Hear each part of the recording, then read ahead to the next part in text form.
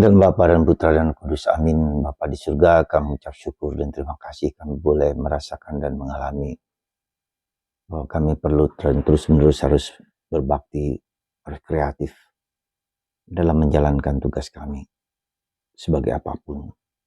Cerdik seperti ular, tulus seperti merpati.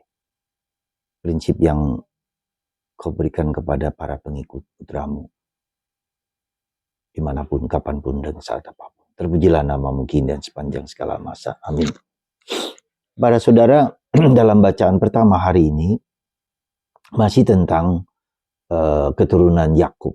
Ya, ketika kemudian tahu bahwa Yusuf adalah perdana menteri dari kerajaan Firaun, maka migrasi Yakub dan anak-anaknya dari Israel menuju ke tanah Mesir. Ya. Nah, yang menarik bagi kemudian ini menjadi awal dari perkembangan orang-orang Yahudi di tanah Mesir. Selama ratusan tahun, dan kemudian nanti kita tahu mereka harus kembali ke tanah terjanji. Nah, inilah dasarnya. Jadi ketika kemudian keluarga Yakub, anak-anaknya semua, saudara-saudara Yusuf kembali ke sana, karena di Israel sudah ada banyak paceklik, ya, kekeringan sehingga mereka bertumbuh berkembang di Mesir. Itu yang pertama, dan ini menjadi awal dari sejarah bangsa Israel yang tersia-sia di mana-mana, ya, tersingkirkan, termarginalisasi, terusir.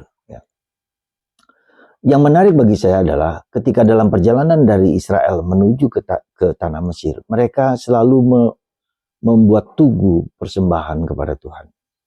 Pengalaman mereka dengan Allah itu membuat mereka membuat monumen kebaikan Tuhan dalam hidup mereka.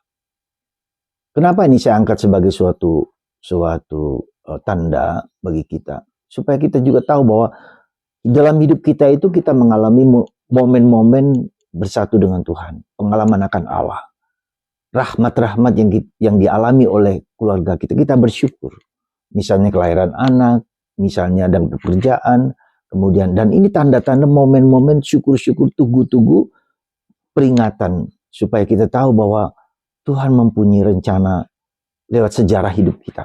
Ya. Momen-momen penting dalam sejarah hidup kita, supaya kita tahu bahwa hidup kita adalah perjuangan dan proses yang panjang dalam menghayatinya. Ini yang saya maksudkan. Maka cobalah lihat, ya, monumen-monumen apa, momen-momen apa dalam hidup kita mendapat rahmat berkat dari Tuhan. Dan di situ kita bisa melihat kaitannya, hubungannya dari satu momen yang lain. Dan itu juga dalam hidup kita, dalam hidup Yesus juga demikian. Saat misalnya Yesus wafat, saat Yesus bangkit, saat Yesus mengirim Roh Kudus, semua momen-momen peristiwa-peristiwa sejarah kehidupan Yesus, sejarah keselamatan. Bagaimana kita membuat sejarah keselamatan dalam diri kita sendiri?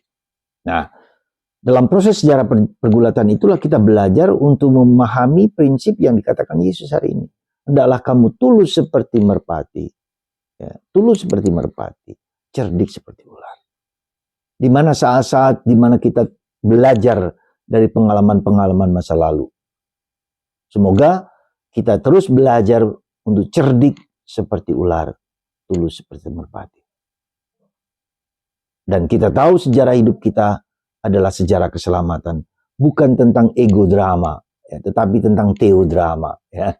Ego drama itu bukan egoku yang menghancurkan aku. Ketika aku beregois, keluargaku, siapapun hancur. Tapi ketika teodrama, dramanya Allah dalam hidupku. Semoga kita mengingatkan kita akan drama Tuhan dalam hidupku. Semoga Tuhan memberkati Anda kapanpun, sehingga kita terus bersyukur bahwa hidup adalah anugerah. Tuhan memberkati kita semua. Bapa, Putra, dan Roh Kudus. Amin.